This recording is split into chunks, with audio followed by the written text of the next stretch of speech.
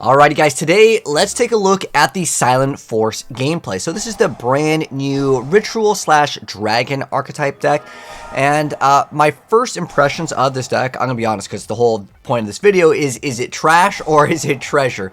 Now the thing with this deck, at first glance, most good Yu-Gi-Oh players would be like, this deck is trash. Let's see what it ends on. Okay, what's the consistent board? So their main boss monster is Skull Guardian, the Silence Enforcing Protector. So it has a when your opponent activates a card or effect while you control a Novox, which is another card. You're always going to have it though, not a big deal. You get to go ahead and negate the activation and destroy the card. So you got like one negation right here. And then on top of that, because you're going to be usually having Silent Forcing Barrier, it makes it so while you control a light ritual monster, the whole archetype is all about dragons and warriors, but you're going to have this one which is a warrior. But nonetheless, your opponent cannot target light monsters you control with card effects, and they have to only target ritual monsters for attack. So basically all your like smaller monsters that are required for example Novox, in order for this card to be good, because it has 20-50 attack, that's not very much. But when you have this, it gets to gain a bonus of 20-50 attack, so basically doubles its stat, so it becomes 4100, running over pretty much most of the stuff in the meta. And then you have this card over here, which kind of protects your deck. And then the additional card that you're going to have most of the time, I know this one has a Dogmatica. It's not going to be in every single build, but this is Maycon's here that we're going to be showing off first, and then we got another build that's really cool too, that we'll show off later. And then you're going to have Sagely. Sagely is another card that's this one actually has good defense. I mean, this one over here, 20-50, it's not too bad, but they all have hefty defense. This one actually has okay attack as well. But anyways, you shuffle this, or you special summon it by shuffling 2 spells from your hand and or graveyard into the deck, including a ritual spell, which is easy because it's part of the whole archetype, right? It's a ritual deck.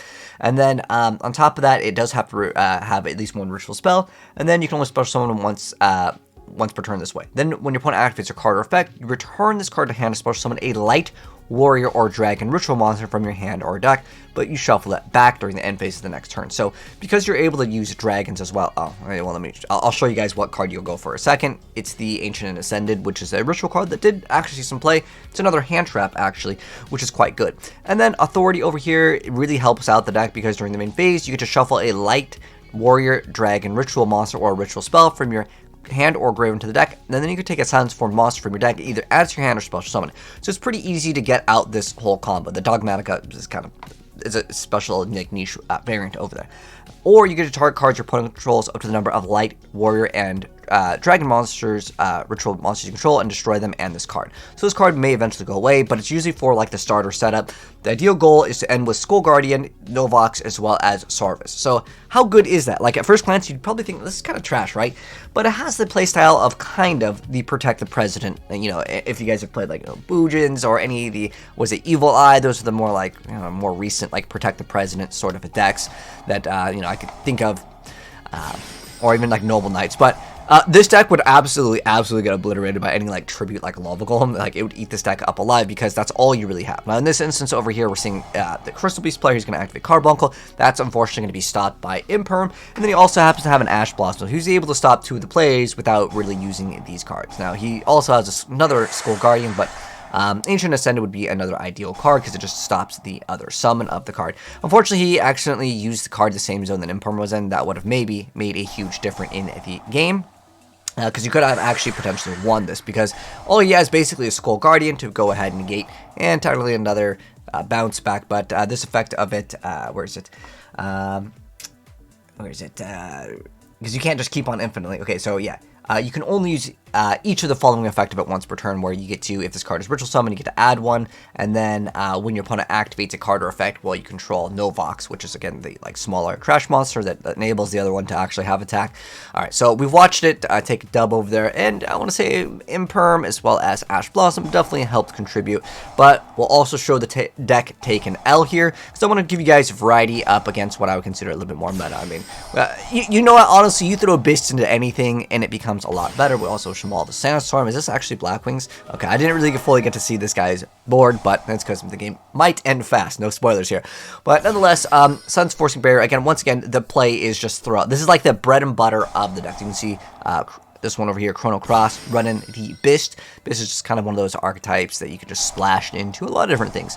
Anyways, next up he's going to go ahead using the Skull Guardian, so he can go ahead and negate. So this is where we get to see the other cards he's in play. So the Ancient and Ascendant, which is what I mentioned. So this card has the effect when your opponent activates a card effect that targets a monster you control. Quick effect, you discard it, negate the activation. And then when your opponent would special summon a monster or monsters as a quick effect, you can return this card to the hand and negate the special summon, and if you do, banish the monster. So you could go ahead and actually have one negation with that, bounce it back to the hand, and then have another negation if they try to get rid of the barrier, because barrier will then protect Novox, and Novox kind of helps protect Skull Guardian. Otherwise, Skull Guardian's a 20-50 monster, which is relatively low, right?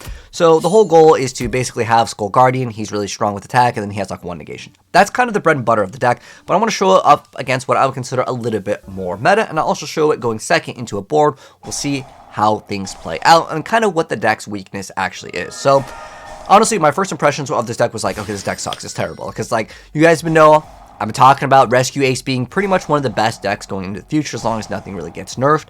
Rescue Ace, it's just way too good being able to cycle through all of those like cards. There's very few things that let you just search for cards in your deck, right? Absolutely just insane. Being able to set 4 Rescue Ace cards is huge, right? But he's got a fire attacker. Now he's going to go ahead and activate the Sinful Spoils. He goes for Ancient and Ascended. So now he's going to be able to protect his barrier. So you have this card that protects barrier.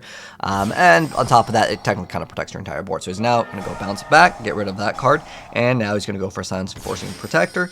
And he has his one little negation, and he's going to activate that other effect of the Silenceforc Authority. So this lets you target cards your opponent controls up to the number of light, warrior, and or dragon ritual monsters you control, and you destroy them both on this card. So if you have this, it's technically another disruption. So you'd have maybe, like, if we count this card as 2, this is 3, and then this is 4. It's not that bad in terms of like what you can open up with, but it's not like you're always going to happen to have that setup. I would say you can get it most of the time, maybe like 50% of the time, you're going to always at least have that setup where you have both Novox, Savoris, you have Skull Guardian, and if you can also have the Ancient Ascendant, that's like a huge bonus. The trap card is fine, that could be relatively consistent, but it's just basically having the Ancient Ascended really adds a lot more to the deck because it's a dragon and it happens to be light. Just fits the archetype very, very well.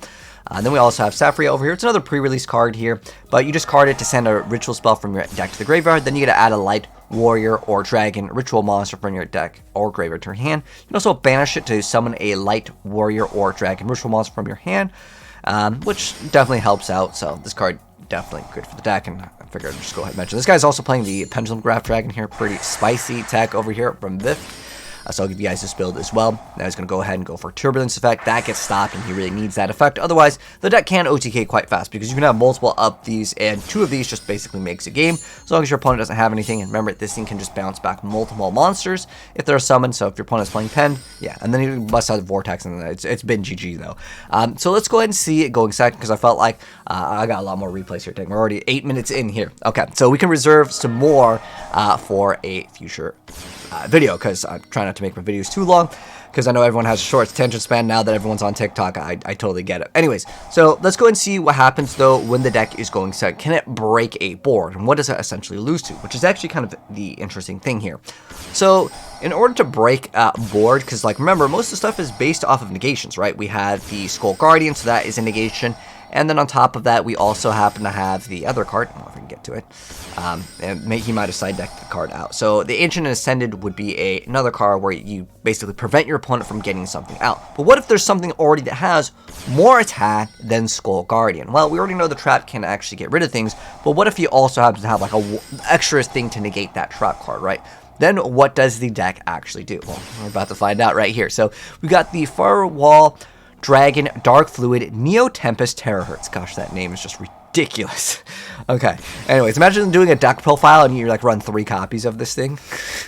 And you're writing it down for like the actual like physical tournaments. Anyways, he's gonna go ahead and attack over one of the Rescue Ace cards. Gonna be bringing out another one, but his opponent already has a monster that has 8,000 attack. What do you do at that point? Because this card starts gaining extra attack, and it's not just like, oh, that attack only lasts until, you know, the end of this turn. No, he's just going to be gaining that attack. So that can get quite nasty, quite fast. And on top of that, it can attack monsters a number of times on each battle phase, up to the number of different attributes it actually has. So that's going to be pretty deadly because remember, Silenceforc Authority has the ability to target cards, but on top of that, We get to negate any monster effect activated by opponent during the battle phase anyways, but nonetheless, well, he didn't get to use it, and more than likely, he's probably going, well, he actually had Assault, so more than likely, he might have actually had other disruptions, but basically, you get out a monster that's stronger than it, and then it can kind of flop, I would say, relatively fast, because the deck is mainly based around stopping something, but again, Authority has the ability to go ahead and pop multiple cards, if you can get it off.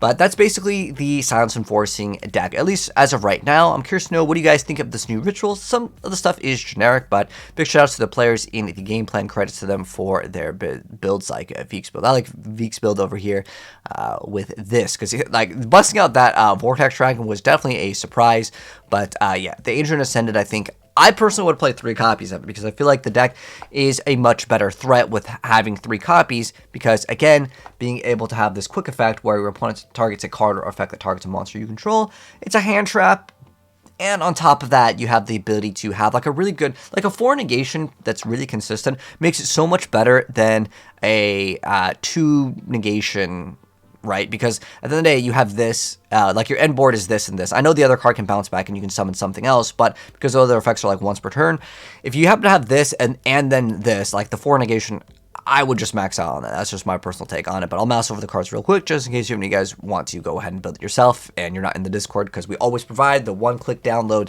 over in the Discord for free. Anyways, thanks for tuning. Let me know your guys' thoughts on the Silence Enforcing archetype. Do you guys think it's good? Do you think it's bad? Is it a trash or a treasure?